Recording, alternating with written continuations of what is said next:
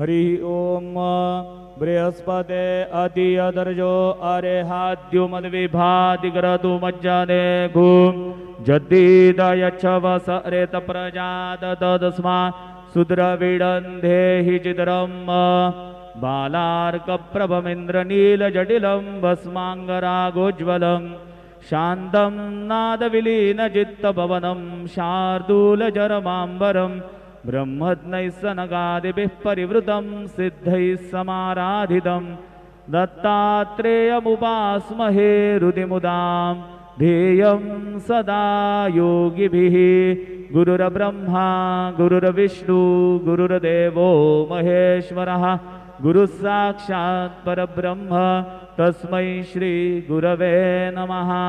सद्गुरु साईनाथ देवताभ्यो नमः। सायं पूजनार्थे चरणकमलेभ्यो नमः। चन्दनं समर्पयामि त्वाङ्गन्धर्वा अखडौ स्वामिन्द्रस्त्वां बृहस्पतिः त्वामोघदे सोमो राजा विद्वान्यक्ष्मादमुच्यत।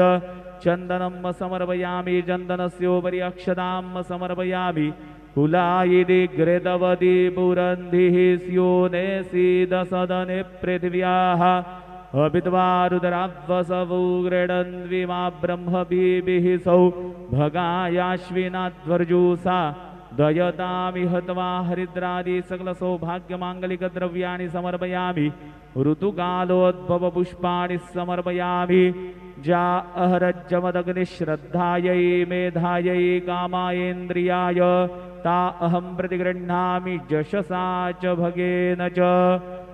ऋतुकालोद्भव पुष्पं समर्पयामि सायंकाले नैवेद्यः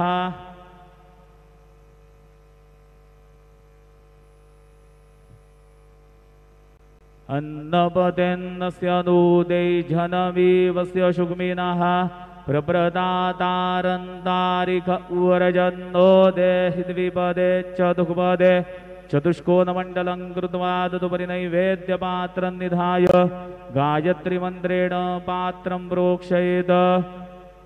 ऋतन्द्वा सत्येन परिखिञ्चामि धेनुमुद्रयाममृतीकृत्य ग्रासमुद्रया ॐ प्राणाय स्वाहा ॐ अपानाय स्वाहा ॐ व्यानाय स्वाहा ॐ उदानाय स्वाहा ॐ समानाय स्वाहा ॐ ब्रह्मणे नमः।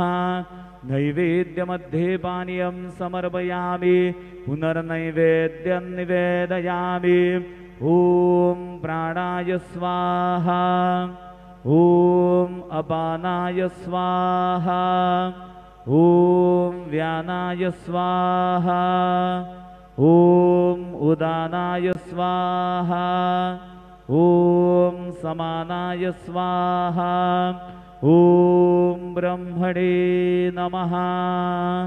नैवेद्यं समर्पयामि हस्तप्रक्षालनं समर्पयामि मुखप्रक्षालनं समर्पयामि शेषोपचारार्थे प्रार्थनापूर्वक नमस्कारं करोमि। श्री सच्चिदानंद सद्गुरु साईनाथ महाराज की जय।